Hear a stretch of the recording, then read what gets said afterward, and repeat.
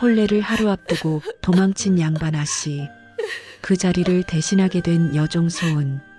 하룻밤만 버티면 된다는 말을 믿고 가마에 올랐습니다.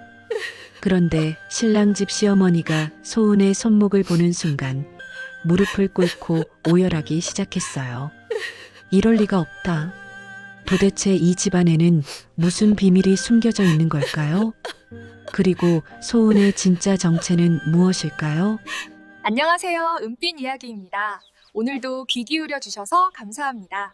그럼 오늘 이야기를 지금 바로 시작합니다. 평안도 변경, 무관 가문의 저택은 한밤중임에도 불구하고 등불이 환했습니다. 그런데 그 빛 아래 드러난 사람들의 얼굴은 하나같이 어두웠죠. 소은은 행랑채 구석에 웅크린 채 떨고 있었습니다. 관아에서 잔심부름을 하던 여종이었던 그녀는 이제 막 20살이 된 참이었어요. 얼굴은 제법 단정했지만 신분 때문에 늘 고개를 숙이고 살았습니다. 아씨가 도망쳤다고요? 소은의 귓가에 들린 소문은 믿기 힘든 것이었습니다. 주군의 외동딸, 그 귀한 몸이 혼례를 하루 앞두고 야반도주를 했다는 거였죠. 아무래도 신랑이 마음에 들지 않았던 모양이었습니다. 그런데 문제는 거기서 끝이 아니었어요. 주군은 가문의 체면을 무엇보다 중시하는 분이었습니다. 벌써 혼례 준비는 다 끝났고 신랑 측 행렬이 내일 아침이면 도착할 예정이었거든요. 이 상황에서 신부가 없다는 사실이 알려지면 가문은 물론이고 주군의 관직까지 위태로워질 판이었습니다. 소은이를 데려오너라. 주군의 명이 떨어졌을 때 소은은 자신의 귀를 의심했습니다. 그러나 곧 끌려나가 주군 앞에 섰을 때 그녀는 모든 것을 알아차렸죠. 내가 대신 가마에 오를 것이다. 주군의 목소리는 차가웠습니다. 소은은 얼굴이 새하얗게 질렸어요. 그녀와 도망친 아씨는 키와 체구가 비슷했고 얼굴형도 닮은 편이었습니다. 족두리와 면사포로 얼굴을 가리면 구분하기 어려울 정도였죠. 하룻밤만 버티면 된다. 첫날 밤이 지나기 전에 아씨를 찾아올 테니 그때까지만 신부 행세를 하여라. 주군의 말에는 선택의 여지가 없었습니다. 거부하면 목숨이 위태로웠어요. 그래서 소은은 고개를 끄덕일 수밖에 없었습니다. 이튿날 새벽 소은은 혼례복을 입었습니다. 화려한 옷이 몸을 감쌌지만 그녀의 손은 차갑게 떨렸죠. 족두리가 머리에 올려지고 면사포가 얼굴을 가렸습니다. 거울에 비친 자신의 모습은 낯설기만 했어요. 명심하여라. 말을 하면 안 된다. 고개만 끄덕이고 절대 입을 열지 마라. 주군의 마지막 당부였습니다. 가마가 도착했습니다. 소은은 떨리는 다리로 가마에 올랐어요. 문이 닫히는 순간 그녀는 자신의 운명이 완전히 바뀌었음을 느꼈습니다. 이제 더 이상 소은이 아니었죠. 누군가의 대역으로 하룻밤을 버텨야 하는 가짜 신부였습니다. 가마가 흔들리기 시작했습니다. 소은은 면사포 너머로 흐릿하게 보이는 세상을 바라보며 생각했어요. 자신에게는 애초에 선택권 같은 게 없었다고요. 태어날 때부터 정해진 신분, 누군가를 대신해 살아야 하는 인생. 그것이 바로 자신의 운명이었습니다. 가마가 멈췄습니다. 소은은 떨리는 손으로 치맛자락을 꽉 움켜쥐었어요. 문이 열리고 낯선 하인의 손이 그녀를 부축했습니다. 발을 내디딜 때마다 다리가 후들거렸죠. 신랑 집의 첫인상은 쓸쓸함 그 자체였습니다. 한때는 제법 번성했을 법한 저택이었지만 지금은 곳곳에 세월의 흔적이 역력했어요. 담장은 군데군데 허물어져 있었고 정원의 나무들은 제대로 손질되지 않아 거칠게 자라 있었습니다. 하인들의 수도 적었죠. 그들의 옷차림 역시 초라했어요. 소은은 면사포 너머로 주위를 살폈습니다. 이 집안이 예사롭지 않다는 느낌이 들었어요. 아무래도 평범한 양반가는 아닌 것 같았습니다. 공기 자체가 무거웠거든요. 이쪽으로 드시지요. 나이든 여종이 소은을 안내했습니다. 목소리는 공손했지만 어딘지 모르게 경계하는 빛이 역력했어요. 소은은 고개만 끄덕이며 그녀를 따라갔습니다. 주군의 당부대로 절대 말을 해서는 안 됐죠. 신방으로 들어서는 순간 소은의 심장이 쿵 하고 내려앉았습니다. 방 안은 어두웠어요. 촛불 몇 개만이 희미하게 타오르고 있었죠. 그런데 이상했습니다. 신랑의 모습이 보이지 않았거든요. 신랑 나으리께서는 몸이 편찮으셔서 잠시 후에 들어오실 것입니다. 여종의 설명이었습니다. 소은은 안도의 한숨을 쉬려다가 참았어요. 지금은 긴장을 늦춰서는 안 되는 순간이었습니다. 여종이 물러간 뒤 소은은 혼자 남겨졌습니다. 방 안의 정적이 귀를 눌렀어요. 그녀는 조심스럽게 족두리를 벗고 면사포를 걷어 올렸습니다. 얼굴에 감돌던 답답함이 조금 가셨죠. 그제야 주위를 제대로 둘러볼 수 있었습니다. 신방치고는 화려함이 부족했어요. 병풍은 오래되어 빛이 바랬고 이불과 요 역시 새 것이 아니었습니다. 그러나 정갈하게 정돈되어 있었죠. 누군가 정성껏 준비한 흔적이었어요.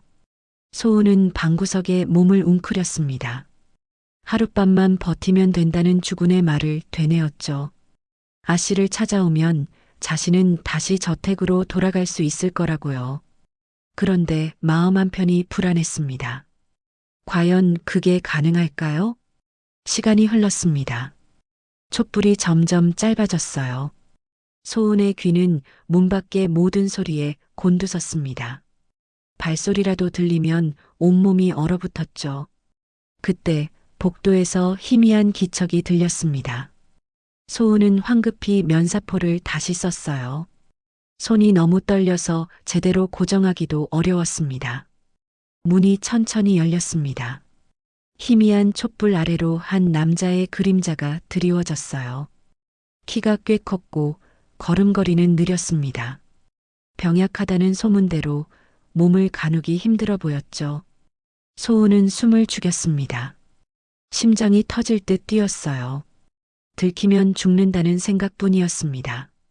주군의 가문도 자신의 목숨도 모든 것이 이 순간에 달려 있었죠. 남자는 방 안으로 들어왔습니다. 그리고 문을 닫았어요. 소은은 고개를 더 깊이 숙였습니다. 면사포 아래로 바닥만 응시했죠. 고개를 드시오. 낮고 잠긴 목소리였습니다. 소은은 움찔했어요. 그러나 움직이지 못했습니다. 고개를 들면 얼굴이 드러날 테니까요. 신부가 그리 두려우시오? 남자의 목소리에는 알 수 없는 감정이 섞여 있었습니다. 소은은 여전히 대답하지 못했어요. 말을 하면 안 된다는 주군의 경고가 머릿속을 맴돌았습니다. 침묵이 흘렀습니다. 남자는 더 이상 말하지 않았어요. 다만 촛불 옆에 앉아 소은을 조용히 바라볼 뿐이었습니다.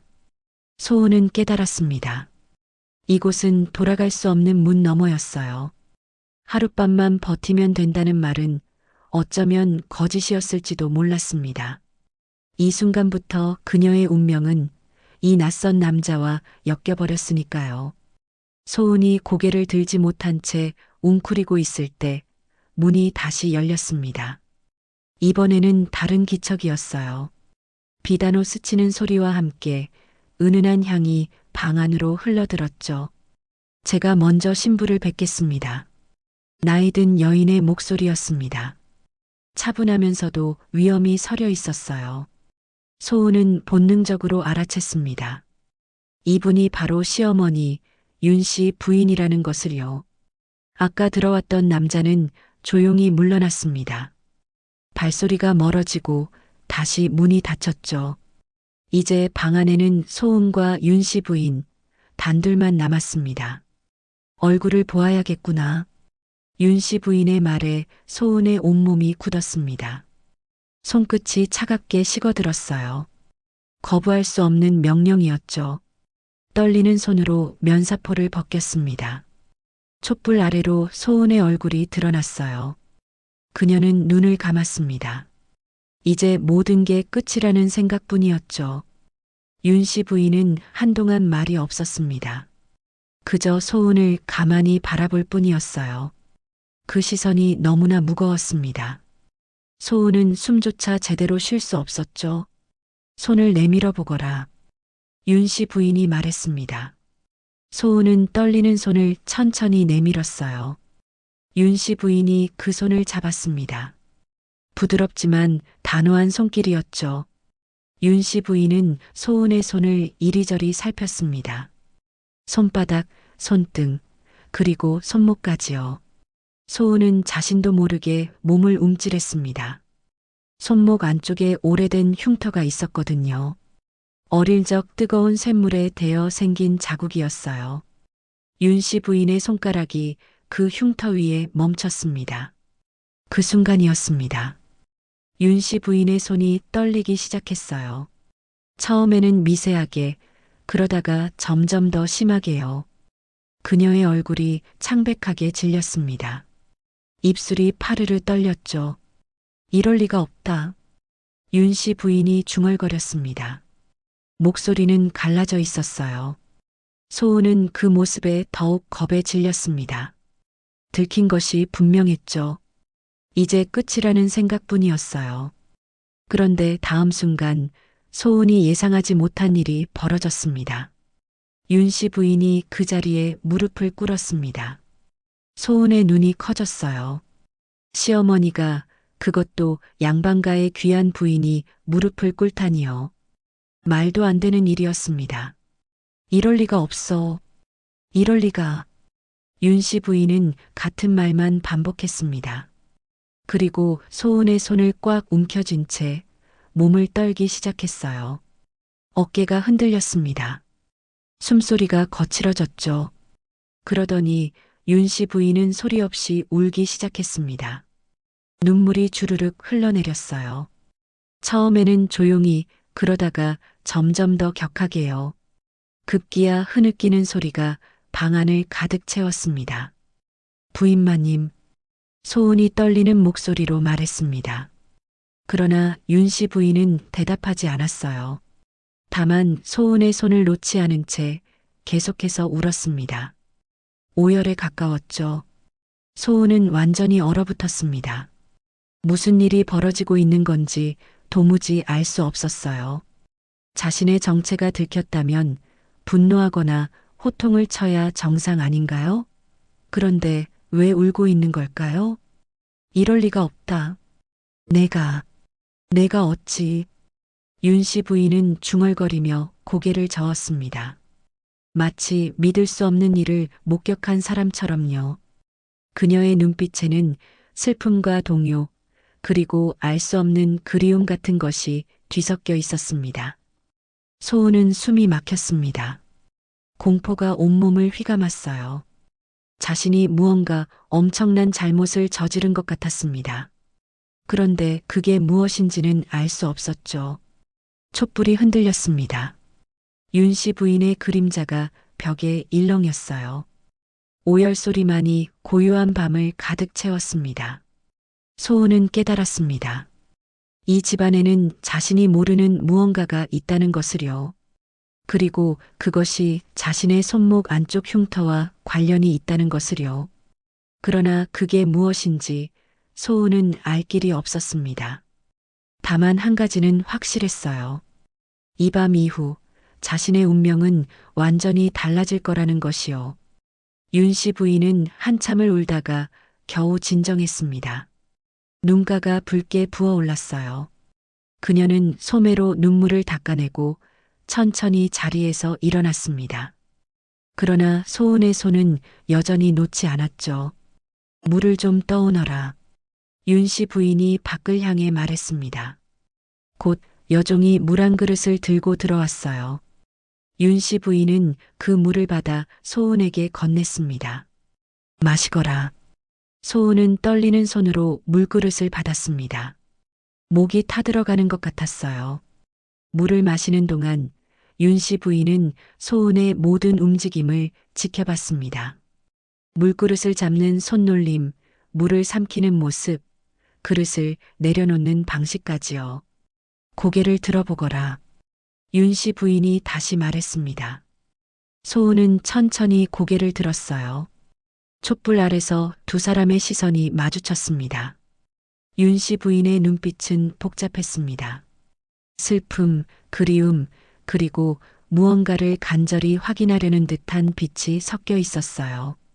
그녀는 소은의 얼굴을 한참 동안 들여다봤습니다. 눈매, 코, 입술, 이마의 생김새까지 하나하나 살폈죠. 말을 해보거라. 내 이름이 무엇이냐? 소은은 입술을 달싹였습니다. 주군의 경고가 떠올랐어요. 말을 하지 말라고 했습니다. 그런데 지금 이 상황에서 어떻게 거부할 수 있을까요? 소은이라고 합니다. 목소리가 떨렸습니다. 윤 씨 부인은 그 말투를 귀 기울여 들었어요. 소은이 말하는 억양 목소리의 높낮이, 습관적으로 끝을 올리는 버릇까지요. 어디서 태어났느냐? 평안도. 관아에서 자랐습니다. 소은의 대답은 짧았습니다. 더 이상 말하고 싶지 않았거든요. 그런데 윤 씨 부인은 계속해서 물었습니다. 부모는? 모릅니다. 어릴 적부터 종으로 살았습니다. 그 말에 윤 씨 부인의 눈빛이 흔들렸습니다. 입술을 꽉 깨물었어요. 무언가 말하려다가 참는 것 같았습니다. 그 흉터는 언제 생긴 것이냐? 윤 씨 부인이 소은의 손목을 가리켰습니다. 소은은 자신도 모르게 손목을 감췄어요. 기억나지 않습니다. 아주 어릴 적이리라. 몇 살 때냐? 대여섯? 아니, 정확히는 모르겠습니다. 소은의 대답에 윤 씨 부인은 고개를 떨구었습니다. 한숨이 새어나왔어요. 길고 깊은 한숨이었습니다. 밤이 깊어갔습니다. 윤 씨 부인은 소은 옆에 앉아 밤새 그녀를 관찰했어요. 소은이 옷깃을 여미는 버릇, 긴장했을 때, 엄지손가락을 만지작거리는 습관, 잠들기 전 무의식 중에 왼쪽으로 몸을 구부리는 모습까지요. 그 모든 것이 윤 씨 부인의 가슴을 찔렀습니다. 새벽녘이었습니다. 윤 씨 부인은 조용히 일어나 창가로 갔어요. 희미한 달빛이 그녀의 얼굴을 비쳤습니다. 눈가에는 다시 눈물이 맺혀 있었죠. 그녀는 과거를 떠올렸습니다. 15년 전 이 집안은 영모 혐의에 휘말렸었어요. 억울한 누명이었지만 조정은 가차 없었습니다. 집안의 남정네들은 유배되거나 처형됐죠. 재산은 몰수됐고 가문은 풍비박산이 났어요. 그날 밤의 혼란 속에서 윤 씨 부인은 어린 딸을 잃었습니다. 겨우 6살이었던 아이였어요.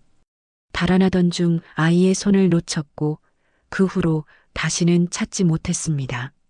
아이에게는 표식이 있었습니다. 손목 안쪽에 화상 자국이었어요.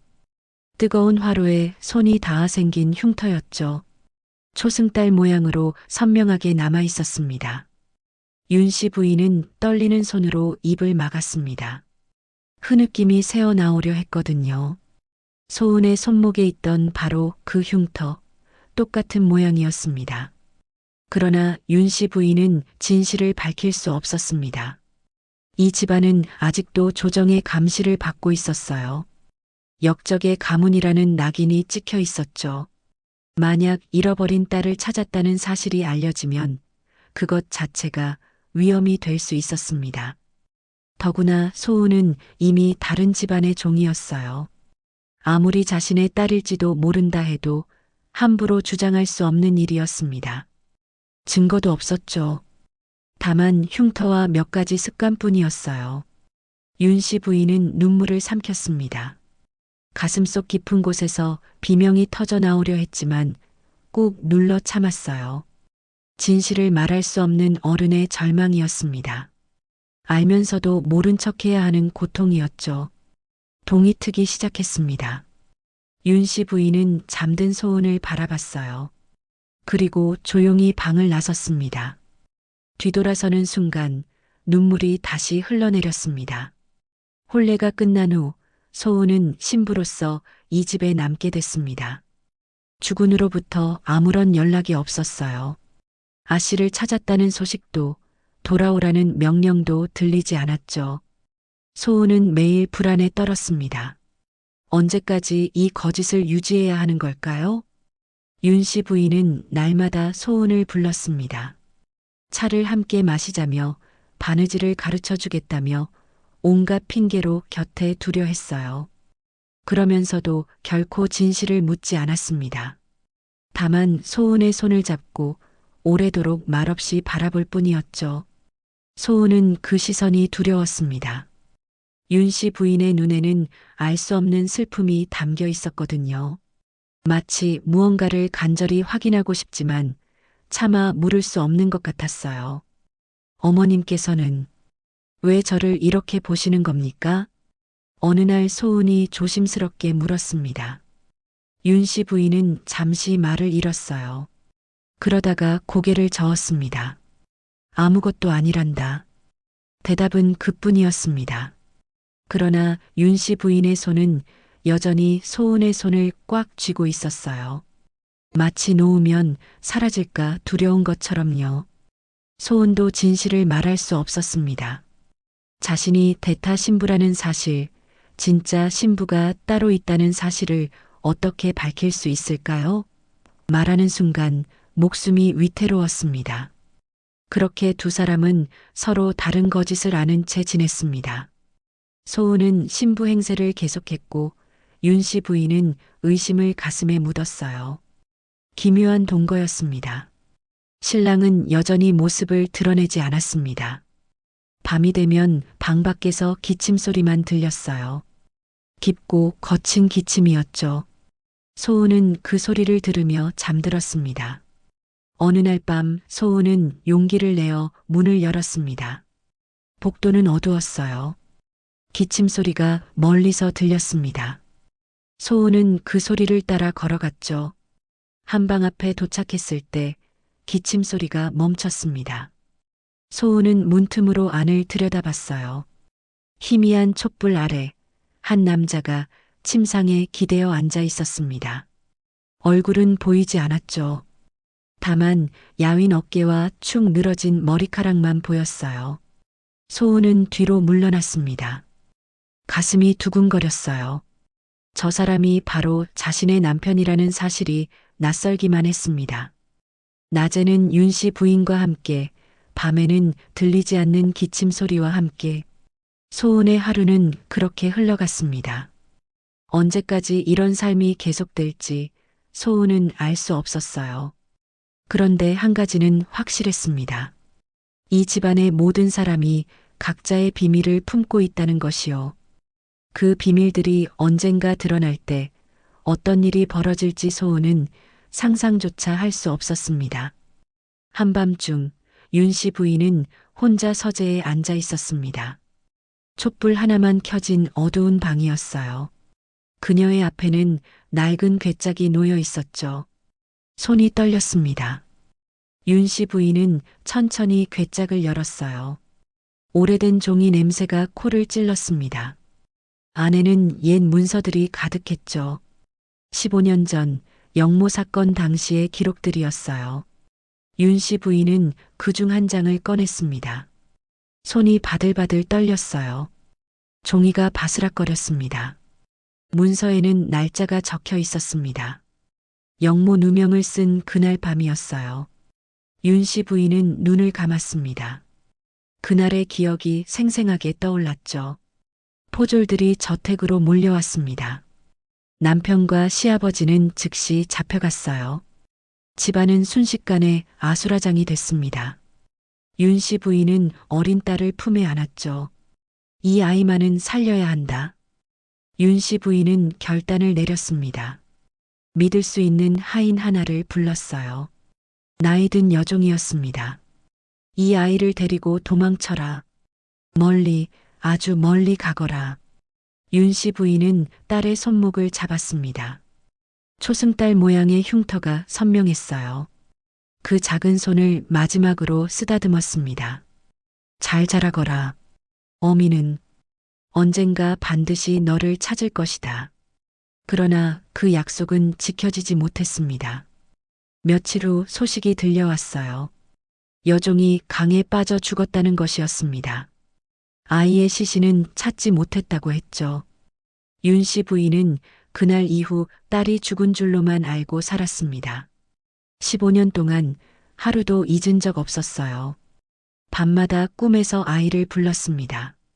그런데 지금 그 아이가 살아있을지도 모른다는 생각이 들었습니다. 윤 씨 부인은 또 다른 문서를 펼쳤습니다. 딸의 출생 기록이었어요. 날짜를 확인했습니다. 지금으로부터 20해 전이었죠. 소은의 나이도 20살이라고 했습니다. 정확히 일치했어요.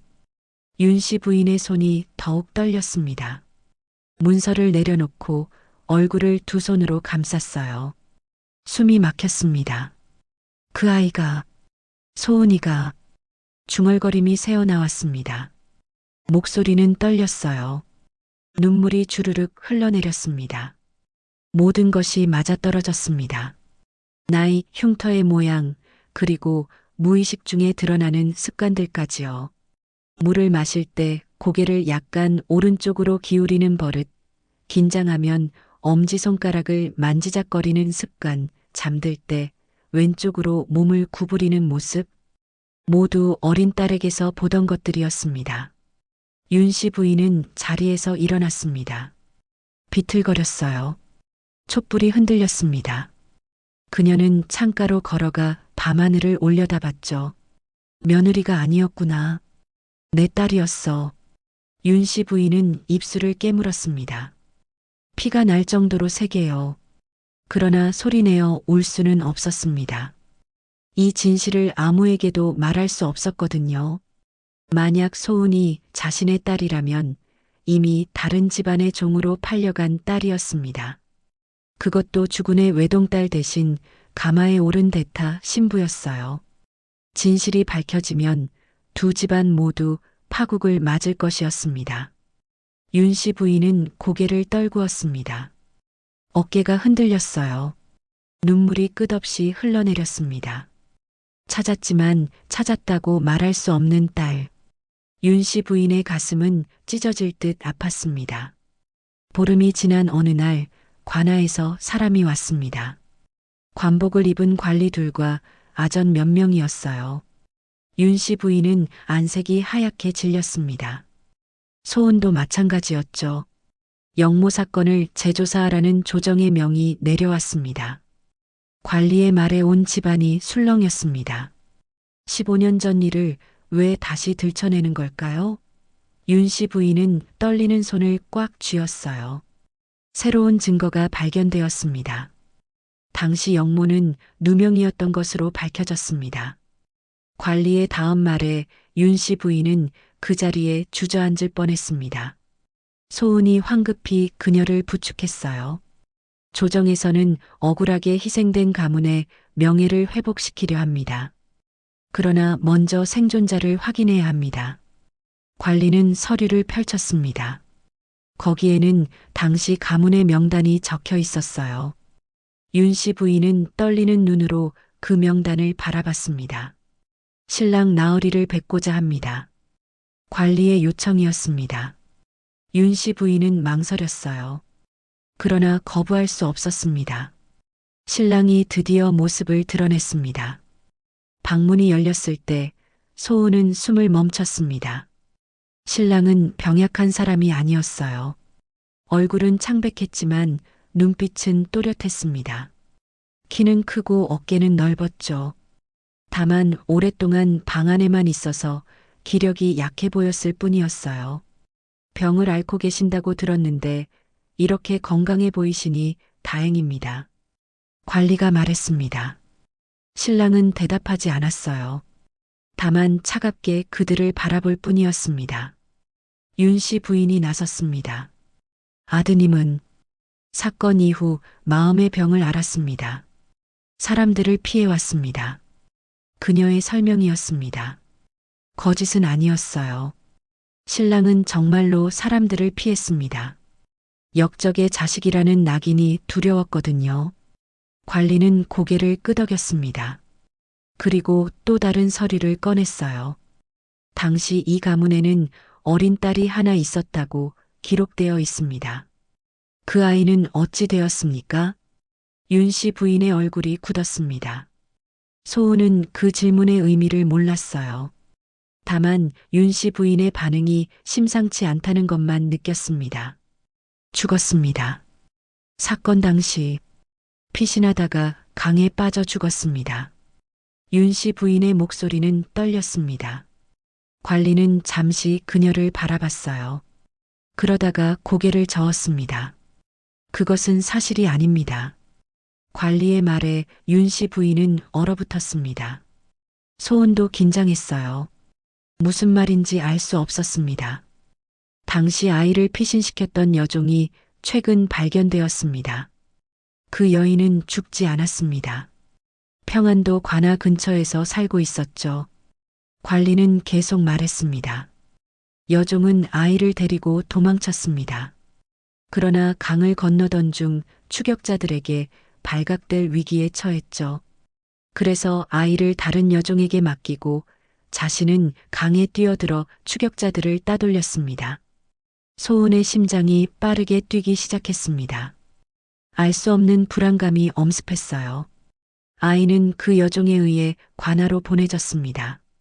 신분을 숨기기 위해 그냥 버려진 아이로 등록되었죠. 그 아이가 바로 관리의 시선이 소은에게로 향했습니다. 소은, 당신입니다. 순간 세상이 멈춘 것 같았습니다. 소은은 눈이 커졌어요. 귀를 의심했습니다. 무슨 소리인지 이해할 수 없었죠. 손목의 흉터를 확인하고 싶습니다. 관리가 말했습니다. 소은은 멍하니 손목을 내밀었어요. 관리는 그 흉터를 자세히 살폈습니다. 그리고 서류와 대조했죠. 당시 기록에 남아있던 특징과 일치합니다. 초승달 모양의 화상 자국, 왼쪽 손목 안쪽, 관리의 확인이었습니다. 윤 씨 부인은 그 자리에 무릎을 꿇었습니다. 눈물이 주르륵 흘러내렸어요. 소리내어 울기 시작했습니다. 내 딸, 정말 내 딸이었구나. 소은은 여전히 멍한 상태였습니다. 머릿속이 하얗게 비었어요. 자신이 여종이 아니라는 말, 역적의 딸이 아니라 역적 누명을 쓴 가문의 적통이라는 말. 관리는 서류를 윤 씨 부인에게 건넸습니다. 조정에서는 억울한 누명을 벗기고 가문의 명예를 회복시킬 것입니다. 몰수되었던 재산도 일부 돌려줄 예정입니다. 그러나 윤 씨 부인은 그 말을 듣지 못했습니다. 다만 소은을 꽉 끌어안고 목 놓아 울었을 뿐이었어요. 소은도 눈물이 흘렀습니다. 이유를 알 수 없었죠. 기쁜 건지 슬픈 건지 혼란스러운 건지 그저 눈물만 멈추지 않았습니다. 신랑이 다가왔습니다. 그는 소은의 어깨에 손을 얹었어요. 처음으로 건넨 말이었습니다. 이제 괜찮습니다. 그 목소리는 따뜻했습니다. 소은은 고개를 들어 그를 바라봤어요. 그의 눈에도 눈물이 맺혀 있었습니다. 여종이 아니었습니다. 대타 신부도 아니었어요. 소은은 이 가문의 진짜 딸이었습니다. 조정에서는 가문의 명예를 회복시켰습니다. 몰수되었던 재산도 일부 돌려주었어요. 관직도 제안했죠. 그러나 윤 씨 부인과 신랑은 그 제안을 거절했습니다. 우리는 이곳에 남겠습니다. 윤 씨 부인의 결정이었습니다.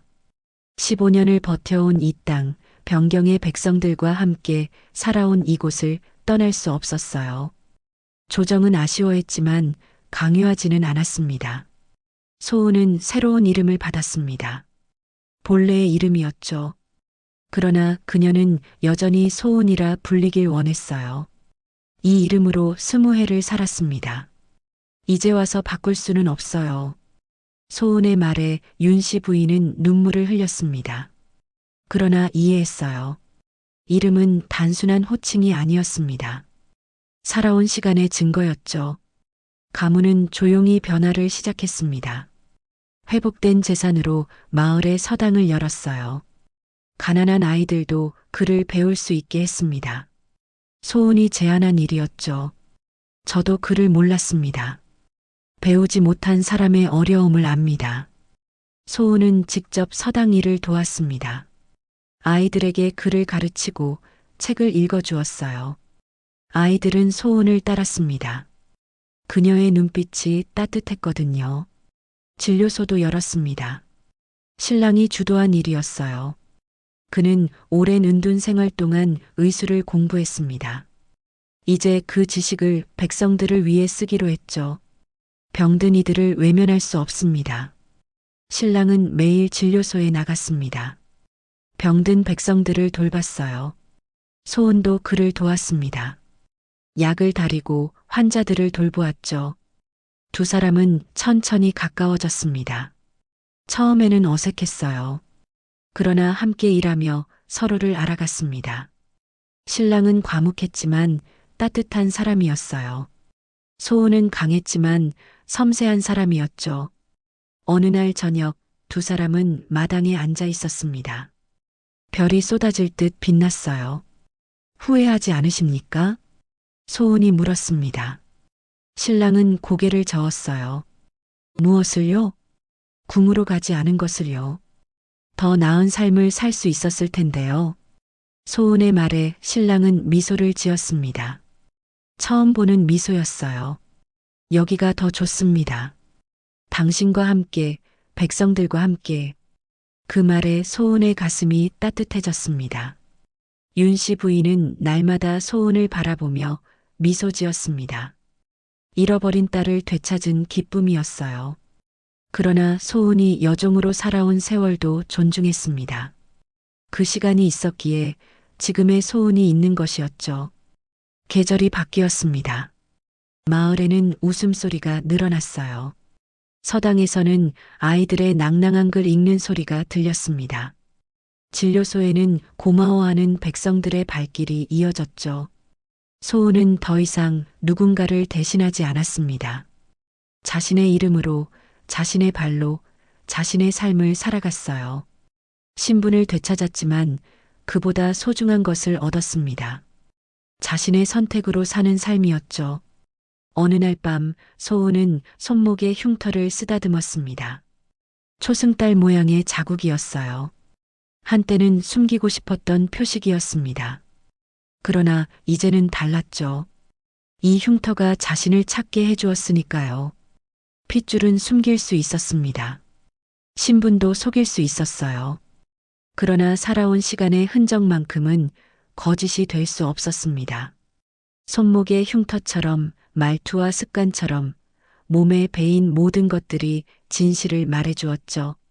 소은은 창밖을 바라봤습니다. 별이 빛나고 있었어요. 이제 두렵지 않았습니다. 자신의 이름으로 당당하게 살아갈 수 있으니까요. 여기까지 은빛 이야기였습니다. 오늘의 이야기가 마음의 작은 여운으로 남았기를 바랍니다. 다음 이야기에서도 조용히 진심으로 찾아뵙겠습니다. 고맙습니다. 구독과 좋아요 부탁드립니다. 감사합니다.